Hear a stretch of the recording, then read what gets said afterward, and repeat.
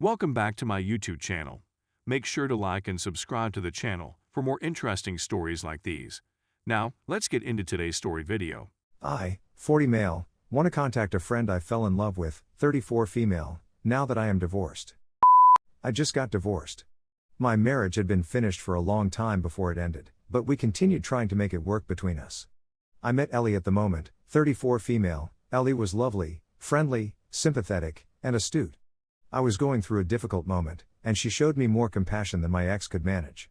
When I realized I was in love with Ellie, I told her I needed some time apart. Ellie was disappointed since she acknowledged she was in love with me, but she understood. We had a 6-month break in communication. My ex-wife and I ultimately called it quits a few months ago. I keep thinking about calling Ellie and asking whether we may resume our conversation. We have a few common acquaintances, and I'm quite sure she's still single. I've been thinking about her every day since we parted ways. Is it selfish of me to tear open this wound? I keep thinking about it, but I don't want to cause her any more pain. Update: this did not get much attention, but I wanted to provide an update since a few people suggested going for it. The day following my post, I contacted Ellie. She agreed to meet me for supper later that evening. She looked as stunning as ever, and our chat began light and nice, but she ultimately wanted to speak with me about my absence of my marriage from our talks. She was sad, and our friends were hurt as well, but they all said the same thing the whole time: our marriage was gone, I simply hadn't recognized it yet. My ex-wife was cheating on me, but I didn't explain why in my post. For a time, I tried to forgive and forget, but my friends knew me better than I knew myself. It doesn't make it right, but we're all human and make errors. My ex and I called it quits because I couldn't trust her since she kept returning to her affair partner. Ellie pointed out that by not informing her about my marriage, I had shown a lack of trustworthiness. I acknowledged she was correct and apologized. I inquired if there was anything I could do to fix it. She said she'd forgive it if I vowed not to do it to her again if we became serious. If it got to the point where I didn't want to speak about her anymore, we'd talk about it or stop it. She told me that I should also talk to our friends and tell them that neither of us was cool. I agreed, and we did talk with them, but I don't believe we have to worry about it happening again. We began dating seriously, and the contrast between the two is night and day. We weren't going to hurry, but she found herself homeless last month as a result of a fire sparked by her neighbor's youngster on the opposite side of her duplex. Her, the cat, and her fire safe were the only items that survived. We're using this as a trial run for living together while we wait for insurance and other stuff. If we agree by the time the check arrives, she will put the money into a savings account and save it until we decide to marry, at which point I will place her on the deed to the home. She's already informed me that she doesn't see her moving out occurring, despite the fact that it's just been a month. We've already established a schedule that works for us, and we enjoy it. Story 2. Doing what I don't want to do. This is going to be a lengthy article. Nobody has to read it, but my therapist suggested I write everything down in a chronological format, and what better place than here? Month 1, you inform me about the affair. I'm devastated. I'm in awe. My darling, fantastic wife, mother of my kid and another on the way, would never do anything like this to me. I feel detached from reality, you say. I'd want to spend time with you and work on stuff. I can't fathom without having you. Of course, I forgive you. I, too, want to sort things out. I wake up less than a week after you tell me, and you're gone. You've paid him a visit. You need resolution. I'm at a loss, yet I'm still going to marital therapy. Month 2, to my knowledge, you've contacted him 4 times by this point. I'm not sure what you mean. You wanted to get things done. It's just too much for me to bear emotionally. I broke you, and I'm not going to be able to mend you. It's simply too much for me, you may remark. I swallow my resentment and strive to care for you. You're pregnant, we experienced a miscarriage, and my wife is in need of assistance. Every day, we spend our days together, traveling places with our kid. When I express my feelings, I'm having a terrible time today, I'm really suffering with the notion of XYZ, you push me away, run away, and I wake up with letters from you gone. Month 3, I'm still finding you chatting to him. This man who appears to be more lovable than I am. 10 years your senior, father to a half-dozen children from several women, a guy who threatened me and your children if I ever revealed his long-term partner about the affair. He seems to be difficult to let go of. I attempt to chat to you about how I'm feeling. You say if I do, you'll hurt me much more. My only regret is that I didn't get to have more with him. Our daughter has been born into this shambles. Month 4, I wake up to find you gone. I look up your location. His location of employment, inquire about it. I just needed to go for a drive. I look at your phone, I apologize for not being able to do more. I miss your sense of flavor. I request that you leave. Stay at your mother's house. You're terrified. Tell me you don't care about me. You never had feelings for me. I try to avoid you as much as possible. I'm concerned about your mental health. We're splitting up the kids. You're going to give me a chance to date you, you say. This can't be true. This can't be happening to my high school love and closest buddy. Our separation seems to be working, you appear to be missing me. You've invited me to Thanksgiving dinner.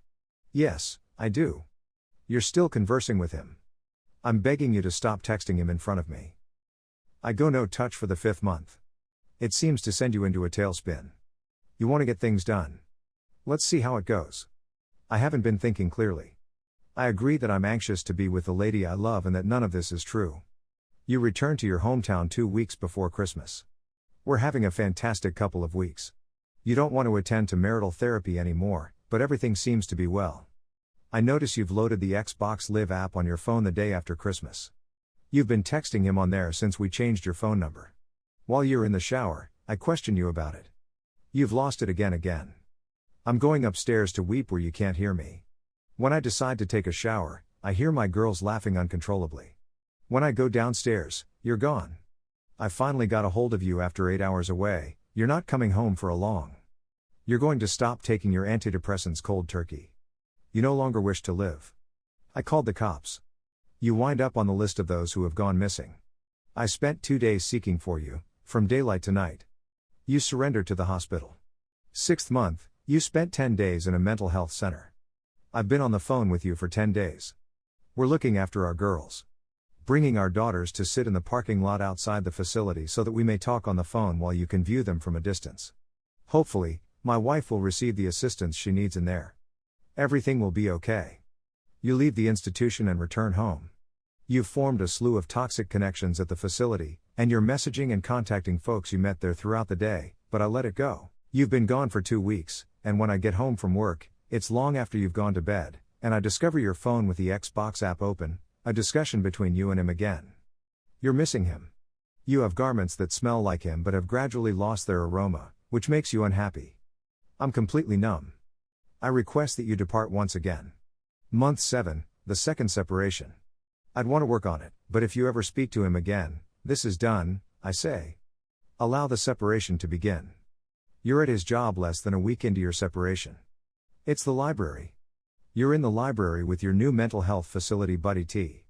I called to inquire about the situation. You're freaked out by me, I'm not talking to him. How could you have made such a huge deal out of this? I just let it be. Because I called you crying, you came over on your birthday. I stated it was difficult and I didn't know if I could handle it any longer, I needed it to stop. You show up with divorce papers, informing me that you usually hurry things, attempting to get me to make a choice right immediately. I sob uncontrollably and ask, why are you doing this? I still don't think any of this is taking place. You make fun of me and threaten me, saying, if you don't stop weeping, I'm going to punch you in the face. I can't imagine what people would do to me if I said anything like that to you. But, as you put it, you're simply going through a hard patch. Month 8, to the best of my abilities, I've been taking care of myself. We're splitting apart the females. You receive half a week more than I do. It's difficult. I adore my girls and hate being away from them. We've been away for a month, almost 2 by the end of March, and you've not been talking to him because you want to focus on our marriage. I propose that we relocate to a new city on the other side of the metro area to get away from all the unpleasant memories and start again. You agree, so we look for a lovely small property to rent jointly. There's no way it's not yours, why would you even suspect that? Month 9, the big day has arrived. As we're driving, your brother casually says to me, she didn't stop talking to him. On her Xbox Live, I blocked him. He repeatedly asks her to leave him alone, but she continues to send him messages. I'm not feeling anything. Is he telling the truth? We've only been in our new start home for a week. Our daughter is ill, and we are up all night caring for her. I inquire as to the time. Please show me your phone. At 3 a.m., I received an Xbox Live notice. I don't care since this isn't real. I set my alarm for the morning, you notice me on my phone, and you grab it from me. I don't like you talking to people every time I make a mistake. I was just about to set an alarm. 2 more weeks have passed. I'm simply trying to stay away from you. You have days off. I work at night. This isn't the actual world. We're about to put the girls to bed. You seem to be getting ready to go out. Are you going somewhere tonight? I need to leave the home. You state your case. Because you stormed out, I suppose I made the wrong face. I come across you in the restroom and inquire whether you're all right. You tell me you're imprisoned, and I tell you I understand. I describe how it feels bad to be cheated on and then have to take care of you, without being able to express my own pain or feelings, and being punished every time I feel anything. You lunge from the restroom and started punching me repeatedly. I trip and fall on the bed. You turn out the lights and continue to strike me. I phone the cops.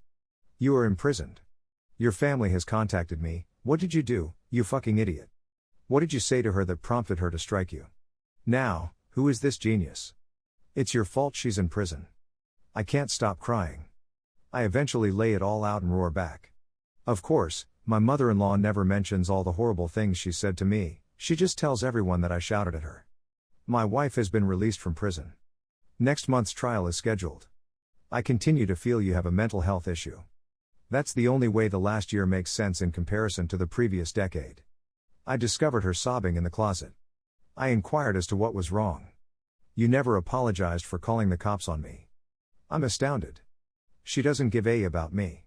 She's cheated on me, verbally and emotionally tortured me for over a year, and now she's physically attacked me, and she's sobbing not because she can't believe what she's done to me, but because I haven't apologized for putting her in prison. I spoke with an attorney about a month ago. They want me to seize all you own and force you to pay me alimony and child support. I don't want any of it, all I want is for this to be finished. I adore my wife, or at least who I believed she was. I want to do all I can to provide for my 2 little daughters. But I can't keep putting up with this. She doesn't give a damn about me. She's told me 1,000 times that she doesn't love me. She no longer bothers to pretend to say it. I'm a large tattooed guy who's being annihilated by a little chick. My wife, my family, you know that's everything I've ever wanted in life, yet you hold it hostage over me. I don't want a divorce, but you've never apologized, never stopped cheating, gaslighted, blame shifted, and never once shown genuine concern. Please help me. I'm stuck in hell. Edit, I've just had the post up for 5 minutes and I'm already being downvoted to hell. I'm sure you all think I'm a coward. You're probably correct. It's difficult to believe that the lady you've been in love with for a decade is a monster. Please be patient with me.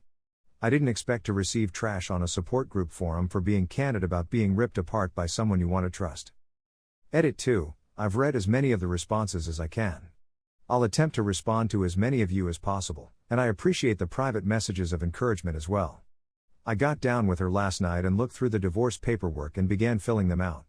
I'm sticking to it, and if she won't do it peacefully, which I'm sure she won't, I'll continue work on the lawyer. Many people will tell you to simply go to the lawyer right now. But, to be honest, I'm penniless, and the $3,500 retainer fee alone is a little out of my price range. My wife is a shopaholic, and we spent $10,000 on marriage counseling during COVID. Not to add that COVID has had a significant influence on my work.